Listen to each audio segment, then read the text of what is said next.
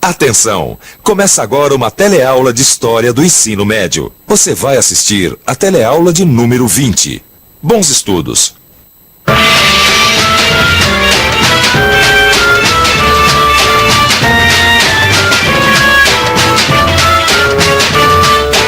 Você sabia que o Brasil já foi da Espanha? Brasil da Espanha? Não sabia. Eu sabia. A Espanha já foi uma das maiores potências do mundo, chegando a ter um império que incluía até o Brasil.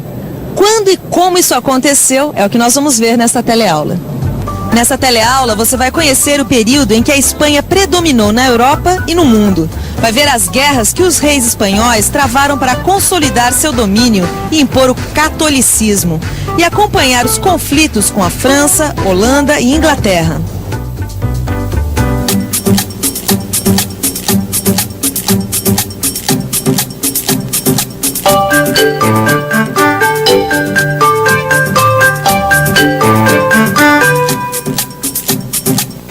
No século XVI, a Espanha se tornou o país mais poderoso da Europa. Junto com Portugal, seu vizinho na Península Ibérica, foi quem primeiro formou os impérios coloniais. Em 1492, Colombo havia descoberto a América a serviço dos reis espanhóis, Fernando e Isabel.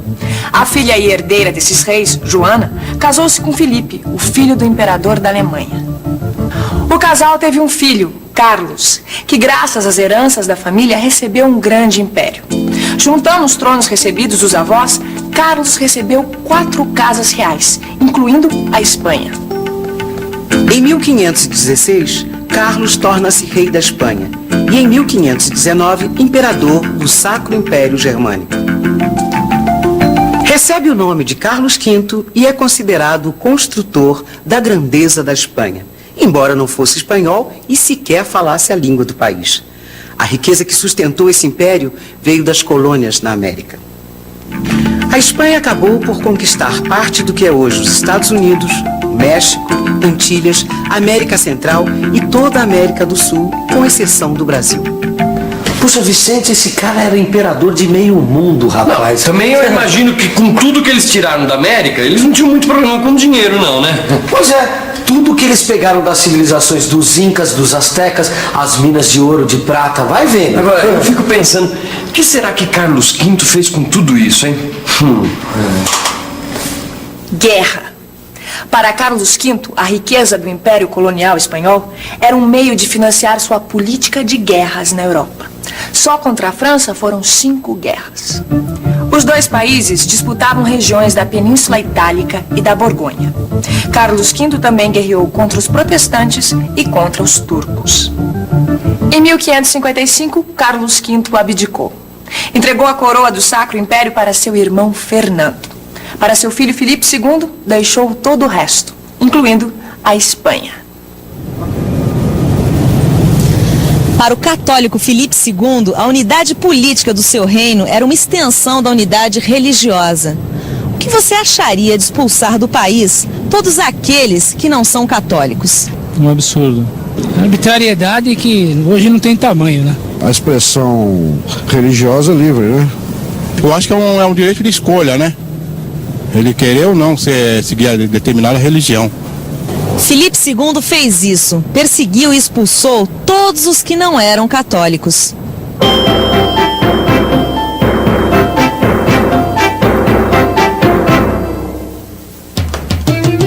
Vamos logo, mulher!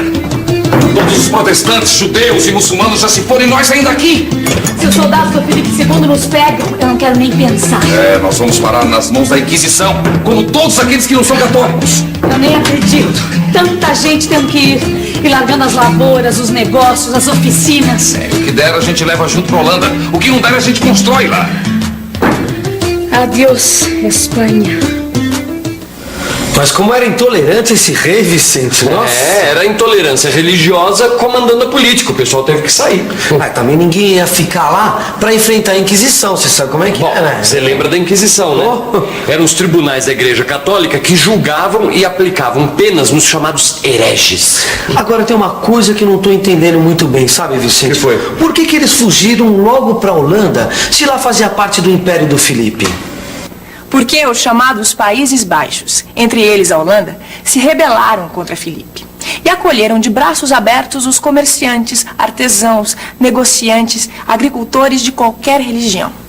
O talento e o capital desses imigrantes ajudou a Holanda a se tornar uma potência mundial, graças principalmente ao comércio marítimo.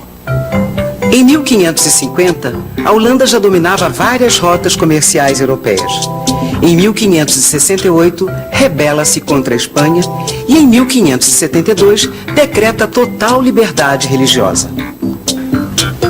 Além de dominar o comércio, os holandeses tinham desenvolvido alta tecnologia para construir navios.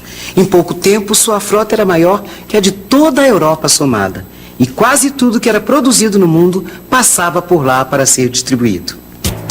Eram os grãos do Báltico levados por navios holandeses que alimentavam os espanhóis. Os holandeses também davam acabamento a produtos de outros países europeus e os reexportavam.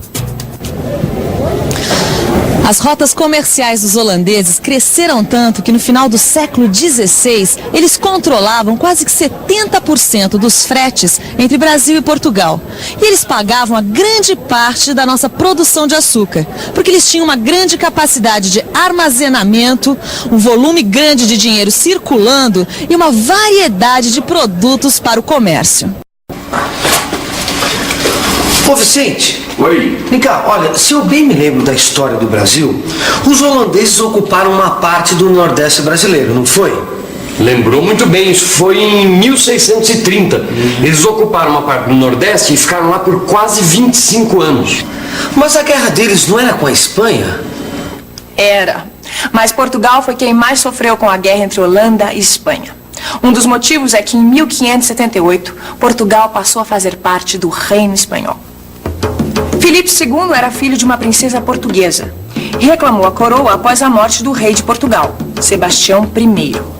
O rei espanhol anexou o Reino de Portugal e suas colônias, o que incluía o Brasil.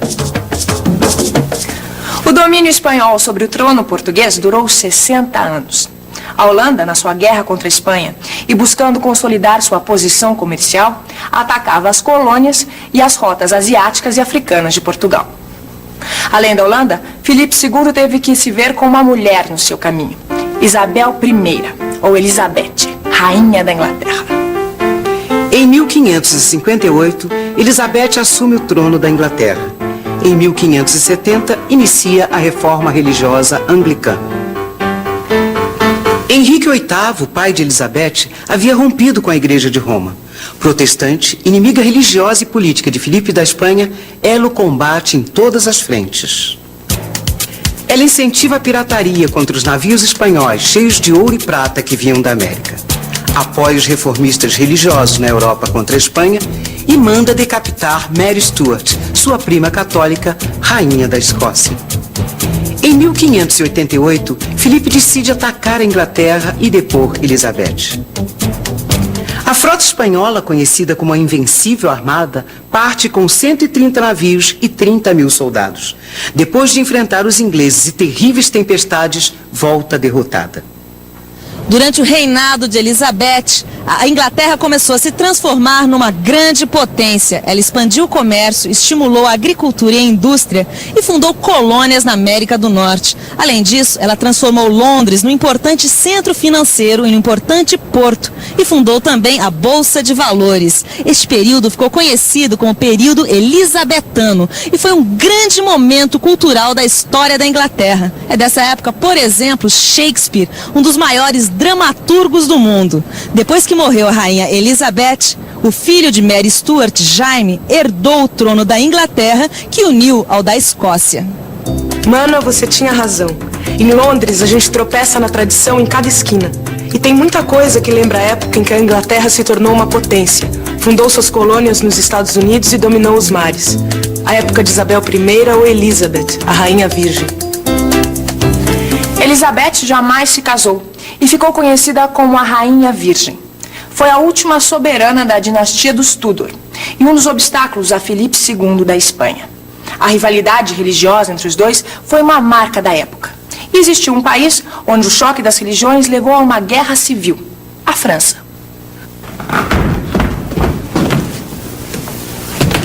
Mas será possível que vocês não vão parar nunca de brigar com esses católicos? Sou protestante, sou calvinista. Sei. Como dizem eles, somos huguenotes. Exatamente, huguenotes. Não dá pra aguentar o que esses católicos fazem com a gente. O que eu sei é que faz mais de 30 anos que vocês estão em guerra. E com isso a França está essa bagunça. Mas não dá pra aguentar o que os católicos fizeram com a gente. Parece que você se esquece da noite de São Bartolomeu. Nunca. Eu estou vendo como se fosse hoje.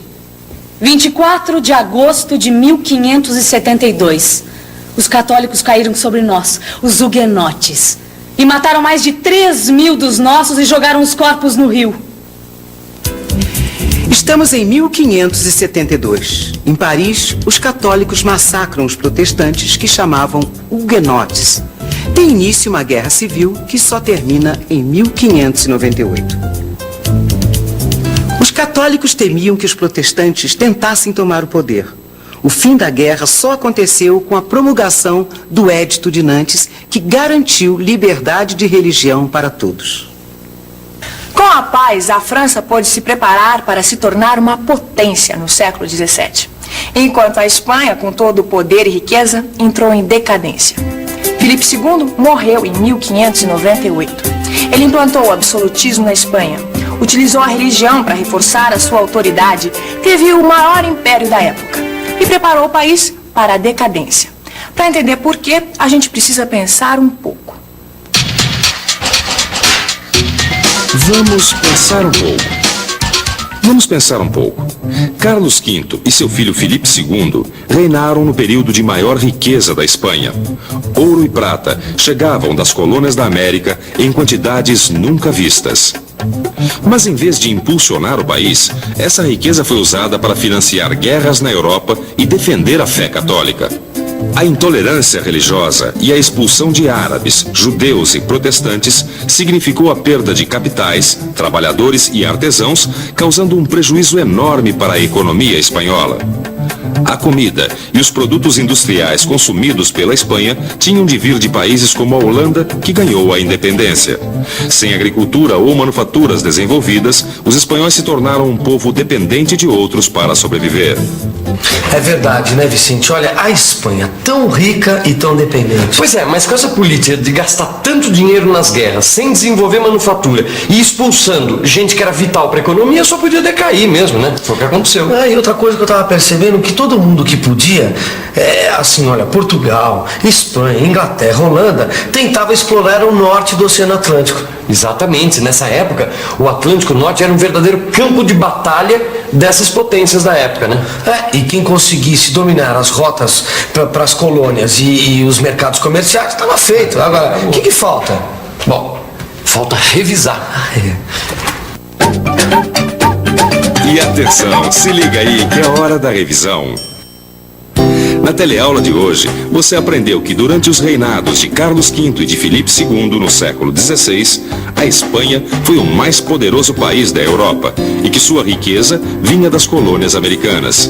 Viu que essa riqueza foi usada para financiar guerras na Europa, o que, junto com a intolerância religiosa que expulsou os não católicos da Espanha, tornou o país dependente em pouco tempo.